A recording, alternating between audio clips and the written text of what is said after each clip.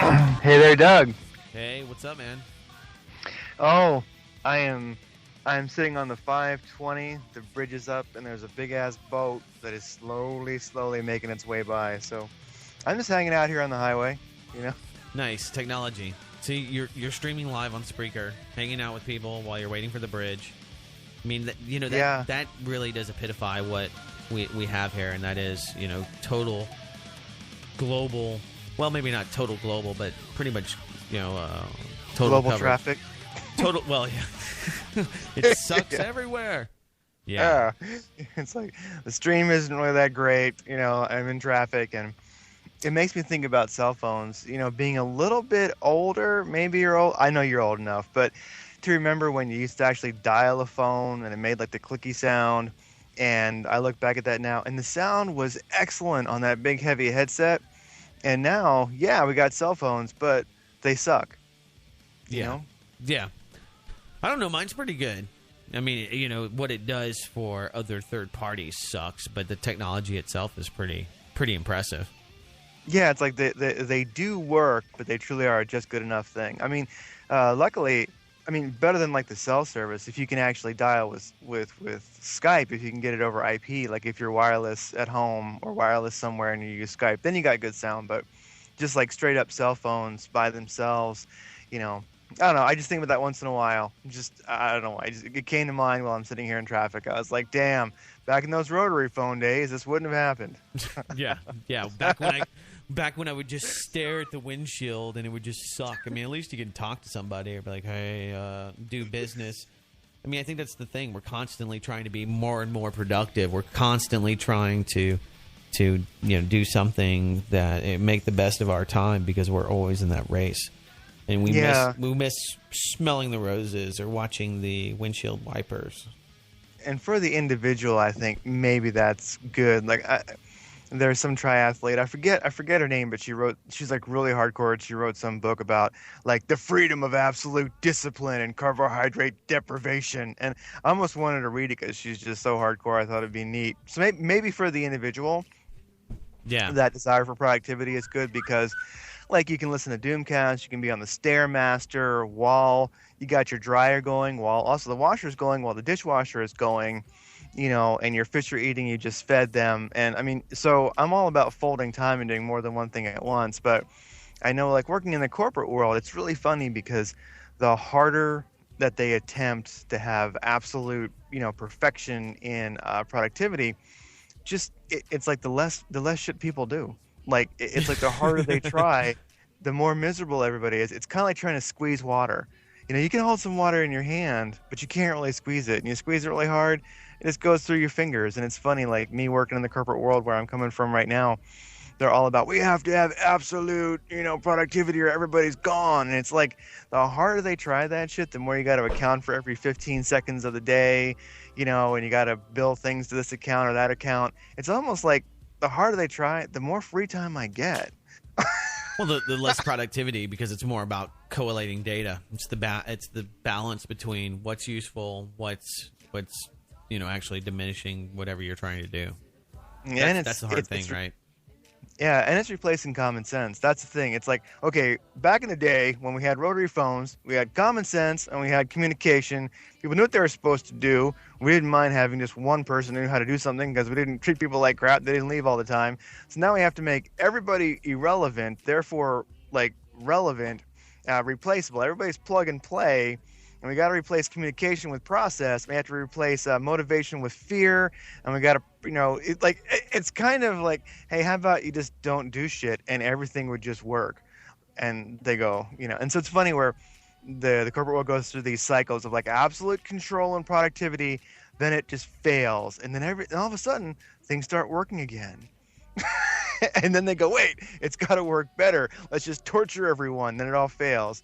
Then they do nothing, and it kind of recovers. It's almost like a heartbeat if you follow it. Like, I guess me living here in Seattle, I watch all this stuff. Like, this year it's agile. The next year it's, this, it's that. It's funny. It's like every desire for absolute productivity fails, and then when they stop trying, the productivity kicks up and saves the company. It's just weird. Yeah, it is. Hold on one second. I got to open the door. Mm-hmm.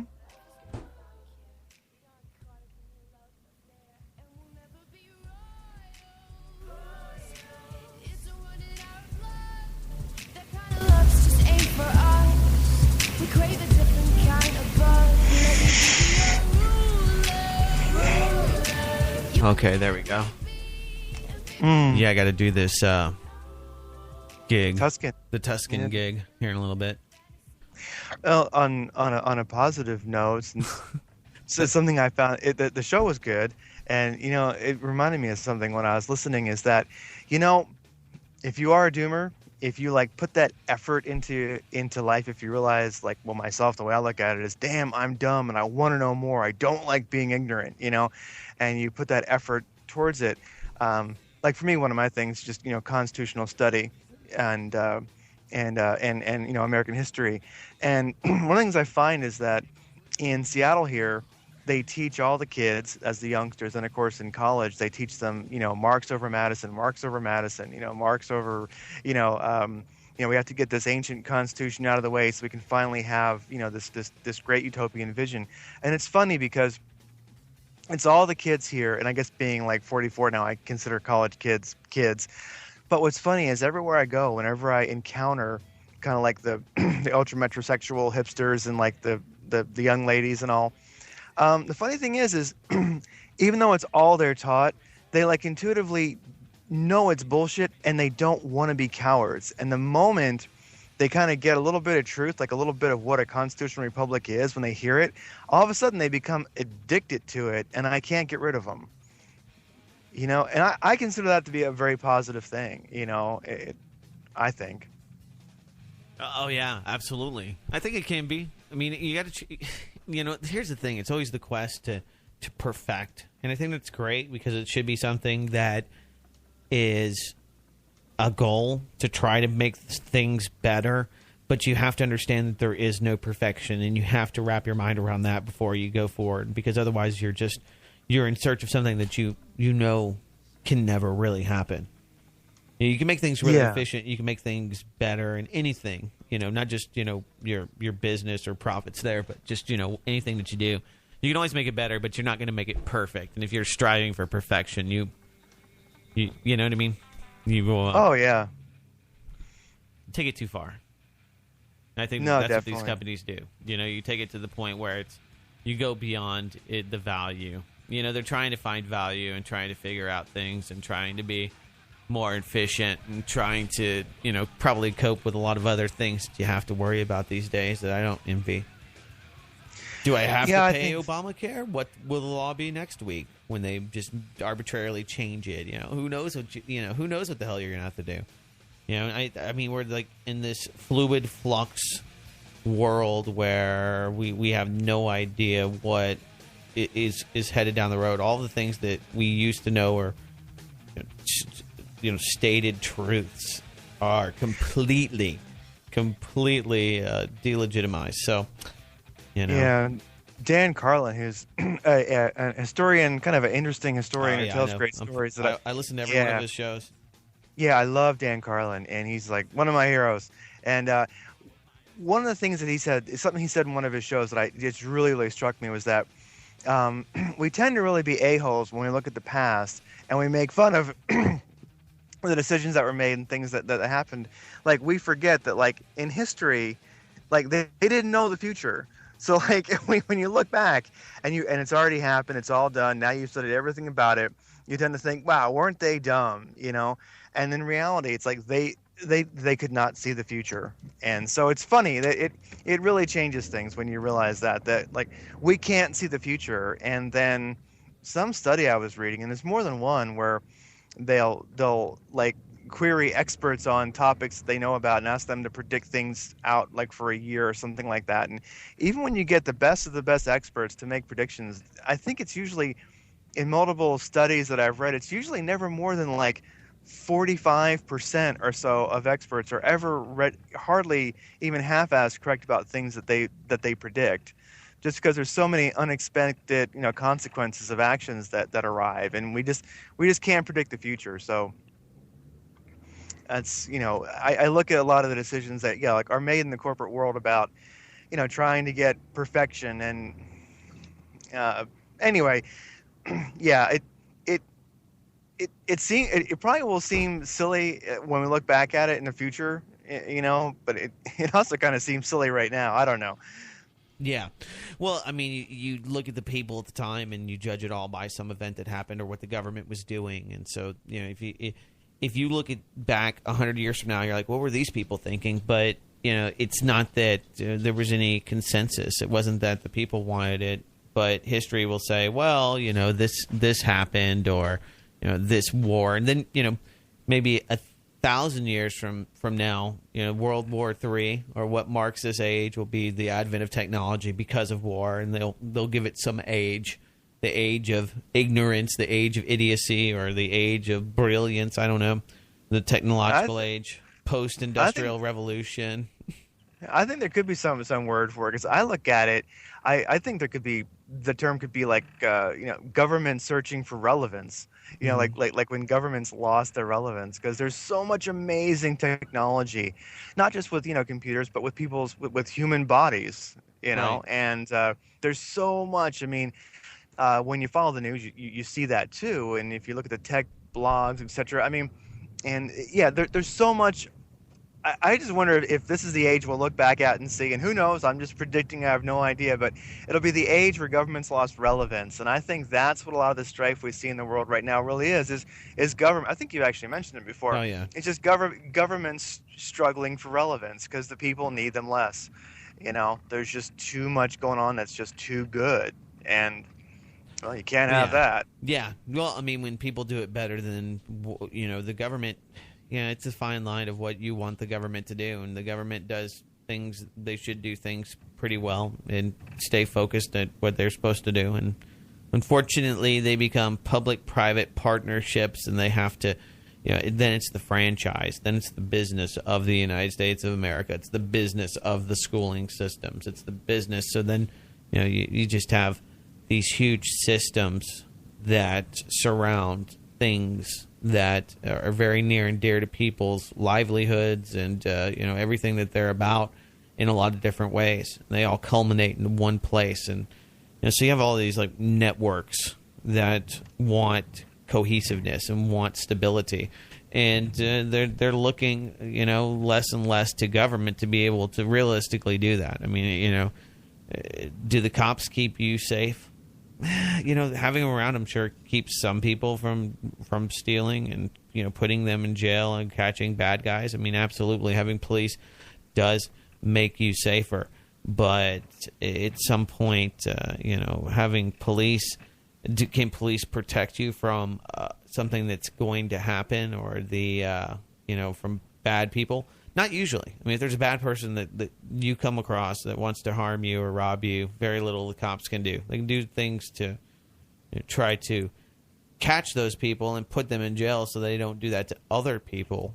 That's what they can do, and that does prevent crimes. But police themselves can't do it. So, to your point about the relevance aspect, that's what the U.S. has to find is relevance. They have to be able to provide something to all of their partners. So the one thing that we do have is a lot of weapons, and those are valuable to everybody. And that's why the U.S. government's the biggest exporter of weapons. Though we talk about freedom, democracy, loss of life, and helping, and blah, blah, blah, and democracy, and, we're just, this huge weapons dealer, and we give them to the worst people ever, that just kill, massive amounts of their own people or opposition. And, yeah. You see what's happening now, I mean, with the Hondurans. Perfect example. Now we have a freaking humanitarian crisis. And these kids are not poor.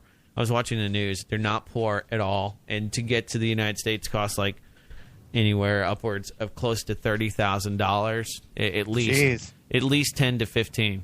And I have a guy I work with. His somebody he worked with, this guy, he paid in the 1980s. And this is like 82. He paid $3,000 to a coyote to bring him into the U.S.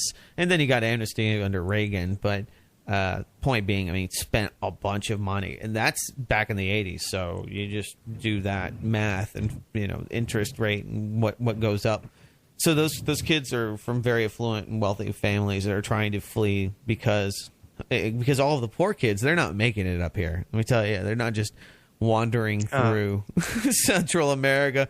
Hello, I'm hungry. No, these are well-positioned children of affluent families from Honduras that are trying to escape. And then, what exactly are they trying to escape? Though, if they're financially sound, is it just that the country itself is unstable? Yeah, yeah. I mean, they just had a coup d'état, and a bunch of the oligarchs that got together with Hillary Clinton staged a coup, and now they've got a huge power struggle. They've destabilized the economy. They've nationalized a bunch of shit. And it's not going well at all.